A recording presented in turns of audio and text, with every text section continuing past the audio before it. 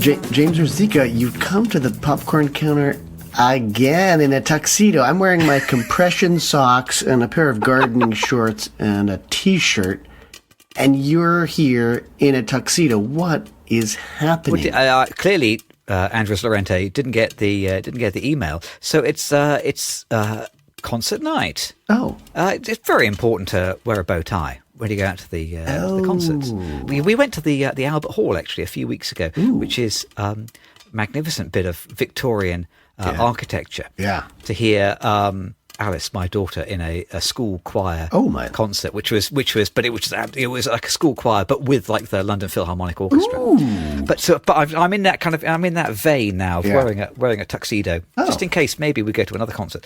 But I wanted to ask you, especially coming fresh out of concert night, you said an interesting thing the other week, I think when we talked about Superman, which I was going to follow you up for, which is that you said you don't like John Williams.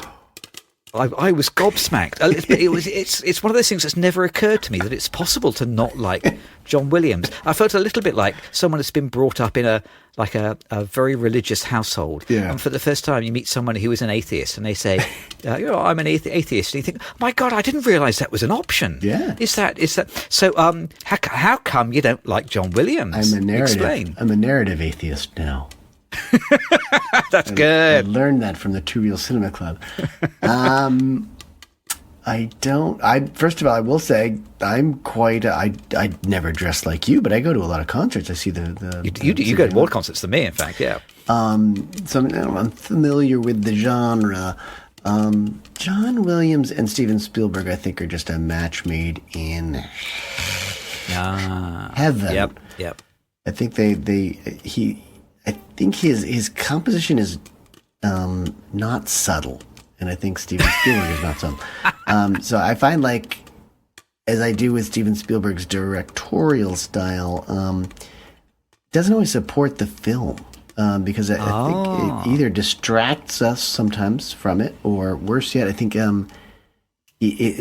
again, I think Steven Spielberg is very much on the nose, and I think very often he tells us what to feel with the music as opposed to letting us feel it. And one thing about music, and maybe other people feel the same way, is that if it's really well done, you really shouldn't notice it. I always notice a John Williams soundtrack. And, so composers are in this weird space of, I need to make something lovely. It's got to be great music, but it can't be overly noticeable, right? It has to blend beautifully with this other visual medium. And I think John Williams, he writes his own stuff, and it's big and bold and brassy, and usually I think it distracts from film. So he's not one of my favorite composers by any means. But I think, he and Spielberg have been working together forever. I think most of his best known music is probably for Spielberg. And I think honestly, his music suits Spielberg's films, but I don't know that they would suit other films. I should take a look at his overall catalog, because he must have some things that I have heard in other films that would be equally, I don't know, brash somehow, or equally unsubtle. So that's my take on John Williams. And sometimes you see these the concerts where they're doing movie scores, and often movie scores are not great to listen to in a music only environment as a concert piece. So, and I think his work is just so identifiable that it just seems like, oh, why am I sitting in a concert? Like, I could be killing two birds with one stone. I could just see a film and hear his music. John Williams always struck me as he's like the kind of luxury vanilla brand of composers. Like, you get like ordinary vanilla ice cream, and then you can go, like, you can pay a bit more money. You can get that kind of organic vanilla pod, sort of like really high end luxury ice cream. And that's like, so it's like his work is standard, but it's the absolute best quality standard. Yep. Is how I kind of feel about John Williams. Not the gold standard, but the vanilla standard. Bean in. Leave the bean in the ice cream. He's not alive anymore, is he, John Williams, I think? Well, we can find this out pretty quickly. We should find it out, Ice Cube style. But I think the thing he does, which is so clever, and I don't think anybody else does this, although it seems to be the obvious thing, is that he just sings the title of the film in the theme. It's like, da-da-da, Superman, Star Wars, da-da-da, Star Wars, da-da-da, Star Wars, da-da-da-da. Evil Empire, Evil Empire. Oh, nice. It's just, you go out of the movie, and if you can remember the name of the film you've just watched, you can remember the theme because it is the same thing. Yeah. Jaws. I mean, I maybe I exaggerate, but I don't think anybody else really did that, and it just seems to me such a clever little bit of marketing that. You're composing some music, and the music is very listenable, but the music also reminds you to go and see the film again, or brings you back to the film, or takes you through that experience really, really explicitly. Oh. I don't think that's clever. Why don't people do that? Sounds like advertising, though. Sounds like he's advertising the film. Which, when you talk about films these days, product placement, you seem to be very much against product placement, but that's kind of what John Williams is. Product placement. Yeah, but it's luxury. Musical. Organic, vanilla product placement. And he's just 93 years old or something like that. Yeah. Still with us. So so you're going to hear more. You'll hear more from him. Okay, good for him. Keep going. The ice cream is good for you. There are other vanilla composers who just seem to get so many gigs, like Jerry Goldsmith. I feel like I see his name before, like so many films. James Horner, or Alan Silvestri or whatever. There are guys that their name just keeps coming up again and again and again. But if you stopped me in the street and said, "Oh, hum a Jerry Goldsmith theme," I could not. Even though I'm sure his work is probably very effective. I think Star Trek. He's done a couple of Star Trek. Was that Jerry Goldsmith in the 1960s? Whoa! I think, the movies for sure. I think, I always think of Alexander Courage is writing some of the music in maybe the theme for Star Trek, but Goldsmith's all over that obeys my rule, though, doesn't it? Star Trek. Yeah, it does. It does put Star Trek. Yes.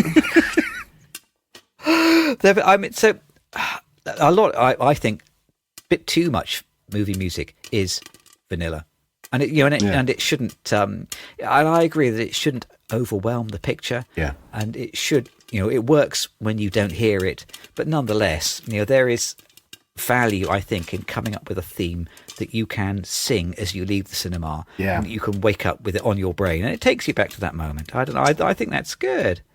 Definitely. We were visited by an older composer when we were at film school. I forget his name. I don't know if we could. I want to say Roger someone. And he was obviously at the end of his career. I don't know if he was even composing anymore, but he came in and talked to us, and I loved how he was talking about subtlety. Like we didn't know him, we didn't know his name, and he basically said that's the point. I'm supposed to be there to make music to support this film. I'm not the star of the show. And then I remember he showed us this one little clip, opening credits, and he was suggesting that a lot of composers do this when their name comes up on screen. If they're composing to a decent cut of the film, they will actually do a little flourish right when their name is on screen. And sure enough, he had this beautiful flourish, and that was the thing he wanted to be the most noticeable thing about his work.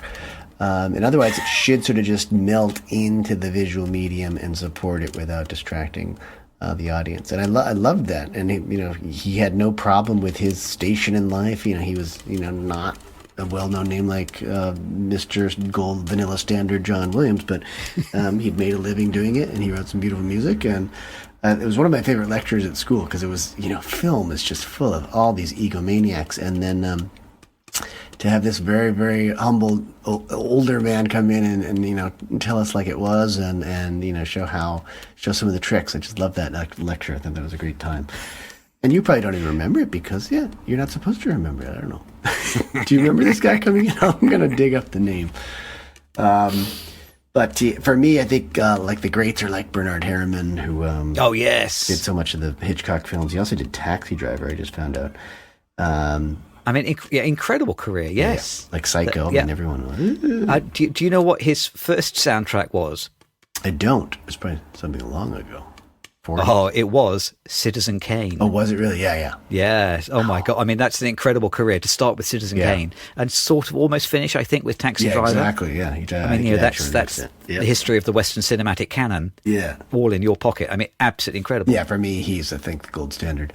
Currently, I like Carter Burwell, who does a lot of the Coen Brothers stuff. And again, I can't sing "No Country for Old Men" or "The Big Lebowski." I mean, I can't think of any songs that sing the title, but kind of jazzy at times, or just has a bit. I think he has a jazz background. So I like his stuff. People, Danny Elfman to a certain extent is kind of at least interesting, but he does sort of take away from the film experience because his stuff stands out, and not necessarily because it's thematic, but sometimes because it's sort of cacophonous. It's a different style entirely. How about yourself? Can you think of some other? Well, so I mean, like the person that people always think about is Hans Zimmer. I looked up Hans Zimmer on Wikipedia, and oh my God, he has done a lot of work, hasn't he? And some of it is great. So I think film soundtracks are the writer's friend. So I will often put on film soundtracks to stick in my headphones while writing. It's very useful. And you can choose your mood and tone for the project that you're working on. And stuff like, I'm proud owner of the Inception soundtrack, and I've listened to that 200 times or whatever while writing, and that has some very interesting kind of tones and sort of atmospheres. Interstellar, I think the soundtrack vastly better than the film. Batman, Dune, okay, good for him. But looking up on IMDb, did you know that Hans Zimmer did the soundtrack for Insignificance, which we watched like last year or so, or maybe 2 years ago? Unbelievable. I don't even remember. Wait, Insignificant. Oh, the Marilyn Monroe thing. Yeah. Einstein movie. So that's early 80s, isn't it? So about like 85, something like that. Yep. Yeah, so Miami Vice time. So I think he was a real youngster, and he did soundtrack for that. Unbelievable. Yeah. He did soundtrack for My Beautiful Laundrette. That's a great film, yeah. That's not Dune or Batman. No. Unbelievable. And also, I was really surprised, and I didn't realise this at the time, he did the soundtrack for Are You There, God? It's Me, Margaret. Oh, which I loved that film. Yes, exactly. And I think, wait a second, but I don't remember there being a 200-piece orchestra with a pipe organ big enough to fill St. Paul's Cathedral. Yeah, I mean, it can be smaller sometimes. I mean, some of my favorite soundtracks are just, like a drum kit playing every once in a while, or a piano just soloing. So it doesn't have to be orchestrated necessarily. So maybe that one wasn't orchestrated as much. But again, I don't remember it. So, and that's good for Hans Zimmer because he is a recognizable name. I think F1, the movie, was Hans Zimmer. Yes, recently, it was. Yeah. I remember us being a bit disparaging of that soundtrack because it feels, you do start to worry that if you've done the soundtrack to 200 movies, is there maybe a bit of recycling going on? Yeah. Oh, absolutely. I'm not sure you can write 200 projects with an hour of music for each of them without maybe returning to the odd riff every now and then. There's I sometimes write too. There are a couple of writing projects for which I kind of know the songs that I would want if it ever made it to screen, and I do sometimes listen to that soundtrack when I'm writing that screenplay. So it's interesting to hear you listening to other scores when you're writing too. It's a good practice. Yeah, I've now written 10 scripts about Leonardo DiCaprio having weird dreams. I don't know why that is. Because you're listening to too much Hans Zimmer. Put him on the dimmer. Make him Hans Dimmer. Hans Dimmer, that's good. Yeah. So I think there's some merit to sort of like engaging yourself in the process by engaging in music. And I know that filmmakers will also do scratch tracks. They might take if they feel something's like a Beethoven moment, they might find a little piece of Beethoven and they might feed that to the composer and say, hey, do something like this. And I remember Patrick Jonsson, who's an old mate of ours, who's doing pretty well soundtracking now. He talked to me about that. He told me that it's a fairly common practice is to sort of have some sort of baseline material that you can work from. That way, you're keeping your director happy, or you're trying to find some common ground so that you know what to start with. So those two ideas of like listening to other musics that you think would help you write it, and also, having the right music to help you direct it. I mean, I think music's a pretty important part of the whole process. And for me, that's one of the fun things about film, is that it really incorporates, writing, it incorporates camera, it incorporates directing, it incorporates acting, it incorporates music. It's all these standalone media coming together, these art forms coming together to make a communal piece. But there aren't necessarily a lot of composers who do both well, like do actual orchestration as well as actual scoring well. Someone who is really good, or was really good, is Eric Korngold, who did Robin Hood and Seawolf. So he was way back, a much earlier generation of film. And it's funny because it's a time also where they probably weren't as combined as art forms. It's like, I think music was probably more of an afterthought back then. If you listen to some of the old soundtracks, it sounds like someone's trying to write for a concert orchestra and then just stick it onto a film. But Korngold, I thought, was great, because his actual orchestral pieces that are still performed are fantastic. I love it. It's kind of just modern, but still on the edge of the old romantic stuff. So it stands alone, and yet he did some film scores too. That it works. I think it's a different sound. It's more jarring because you can see that it's not like sound didn't come into films until the 1930s or something like that, 20s and 30s as a standard thing. So music had a different role before, right? It really kind of did drive the story along, and then you'd see the subtitles to understand what was going on a bit more. But music it was more prominent because there was no one talking over it. Now, obviously they've melded together. But I think for someone like Korngold, who was an excellent orchestral composer to begin with, he's got stuff that does stand alone to this day, as well as stuff that supports the films he scored. I do want to linger on Patrick Jonsson a little bit, because even though he is friend of the pod, and we're obviously biased, but he has played me some of his own music. Composed, outside the bounds of music for picture, and some sublime music he's written. Actually, really, really beautiful. He's very talented. So privileged to call him friend of the pod. Really, he did the soundtrack for White Helmets, wasn't it? Yes. And the documentary on the I think it's called Virunga, is the national park in Congo. It's a documentary there. I think he was nominated for that one. It'd be great if he returned my phone calls. Maybe if we continually name check him here at the Popcorn Counter, eventually he will have no choice. The new Tom Hanks, Patrick Jonsson. What would Patrick Jonsson say here? What would he play for us? Vangelis is like another name that often comes up in. But I looked him up recently, and he did not very many soundtracks. His page looks very different to Hans Zimmer's. Okay. So he did. He maybe did like a dozen or something like that. But Blade Runner.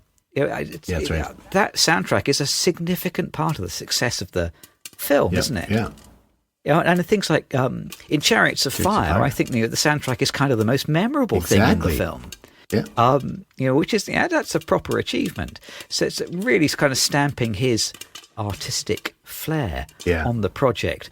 For a film goer, that's a real gift. I wonder whether you are a director, whether you feel outdone or overshadowed by having a soundtrack which is so accomplished.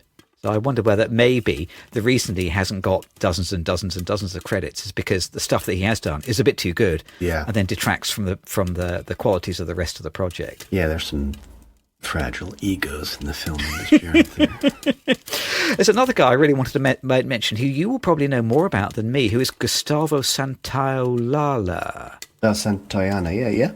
So he is he Argentinian? I think he is, So he did soundtrack for Brokeback Mountain. Yeah, Brokeback, which is fantastic. But he also did the soundtrack for Last of Us, the video game, and now the TV series. And that is an outstanding soundtrack. But it's a really great example of how less is more. Because some of the soundtrack elements, for that game, it's just like 2 chords, and that's it. And that's everything that it needs to be. Precisely, really beautifully understated. I read a great story about how he was asked quite early on to do the soundtrack for Brokeback Mountain. And so he wrote the soundtrack, I think it's for Brokeback Mountain, before the film was made, and sent Ang Lee a CD. And Ang Lee kind of misunderstood and thought that this was like temp music or like it was like a CD of tracks that Santoro Lala was saying, would you like something a bit like this? Yes. Whereas no, that was the actual soundtrack that he'd already sent him before they'd shot the film. That's wild, because that's exactly the opposite way that I've understood it to be done. Yeah. Typically, you're actually looking at a fairly final cut of the film before you start scoring it. Otherwise, you're kind of wasting your time because you don't know where the flourishes are and the moments are, or what scenes get cut, right? So, interesting. Editing picture to music, I think, probably gives a much more natural feel as well. Yeah. I mean, there's that famous story, isn't there, about how Kubrick would edit to music in the editing room, and they just happened to have the Blue Danube on while they were doing a playback of some spaceships. Yeah. And Kubrick was saying, am I mad? Does this go really well? And then you end up with one of the most memorable soundtracks in all of cinema. That's right. But it's largely a little bit of luck there. Yeah. I feel like I've lost count of the number of projects where the soundtrack is better than the finished film. But Daft Punk doing the soundtrack for Tron Legacy is by far the very, very best thing about that film. Yeah. The film looks good. The story is bobbins. The soundtrack is absolutely storming. But not just that, but the whole idea of Daft Punk pretending to be robots and then ended up doing the soundtrack for Tron. It's like, it's such a perfect match that it would be impossible for the rest of the film to meet that. That's like the ultimate expression of what that film could be. Everything else is kind of becomes a little bit peripheral. Once you know that Daft Punk have done the music, that's it. I'm sold. The rest of the film doesn't match it, but what a soundtrack. Poetic justice. Perfect. Ennio Morricone, the Italian composer, who very long career. I think goes back into the 60s or probably into the 60s with some of like the Italian westerns. I guess. The Italian westerns. So when I was growing up, we would call those spaghetti westerns, and that's a bit racist, isn't it? Is that considered racist now? Well, I used the term on the pod, and you called me out on it, and that's probably why I was struggling to identify them, because Sergio Leone is not the only one, but he made a bunch of them, and I think Morricone scored some of those. But Italian westerns. That expresses the same idea, doesn't it? It is, but it just sounds like they come from the western parts of Italy. That just doesn't make sense. Or is it a sandwich? It's a Western Italian sandwich or something? Because we call sandwiches. But then is it maybe? I'd worry that then you'd end up watching like a Chinese movie and you call it, a noodle movie or something like that. Exactly. No, it's not. Oh, don't say that. It's not. So they're Italian westerns. But he also did things. A lot of Italian films though too, like cinema parodies though, and such. So I mean, just a well-known composer, great music, but at the same time, probably doesn't take over the film, doesn't take away from the importance of the film, or I don't know, harm the ego of some certain precious director or something like that. So, am I about to embarrass myself here? Did he not do The Godfather? I think you're right. The only reason I think maybe not is because there's a composer in the Coppola family. I think you would use your relative first. Let's do a quick search on that. Quick, to the internet. Yes. It says Nino Rota is what it says here. Okay, so, man, well, I'll definitely be editing that out to make myself look better later. Okay. Yeah, please do. There's one other outstanding soundtrack composer I've put on my little list here that I've kept here in my tuxedo breast pocket. Ooh. Which is, weirdly, Trent Reznor. Oh. Who did all that kind of like abrasive, weird stuff with Nine Inch Nails. Yeah. But then, have you heard the soundtrack to The Social Network? Yeah, it's good. Because, I mean, that's outside. That is another one of my straightforward go-tos when I sit down to write. Yeah, it's the Social Network soundtrack. That's outstanding. Proper composer. And he's kind of forged a bit of a secondary career now, hasn't he? Yeah, definitely. Film music now that the pop star thing is over. So I always find it interesting when people come over from another world, or when they sort of transition from one kind of career to another, because you bring all that baggage with you. Yeah. And I think that Nine Inch Nails stuff sort of belongs in the film soundtracks, even though it's a very different sound and feel. Oh yeah, I'm glad you mentioned him, because that's a name that I did not enjoy Nine Inch Nails music, but I did enjoy his soundtracks. So, and he's pretty active, as far as I know. In fact, I think he has something coming out quite soon, doesn't he? I think. I mean, he did Lost Highway, interestingly. and Watchmen, but that's not necessarily something to be... Obviously a proper musician. I think that's the... no, it's the new Tron movie. That's what I'm thinking of, the new Tron movie. Well, okay. Where's Daft Punk when you need them? Yeah, that is a question I ask myself 3 or 4 times every day, you're right. Where is Daft Punk when you need them? You see, I may have come out in a tuxedo, but behind my back, I'm hiding my robot helmet, which I'll be putting on later on. Well, is there a pocket inside the tuxedo where you could put your robot helmet for the future? That would be a really big part. It's going to make it difficult. Those seats at the Albert Hall are small, they're narrow. Yes. Well, next time you come to the popcorn counter, I'd like to see you dressed down a little bit. Makes me look a little better. It won't hurt when you go so much. Maybe just a normal 3-piece suit. Wear nylon ties instead of silk ones. Perhaps I will.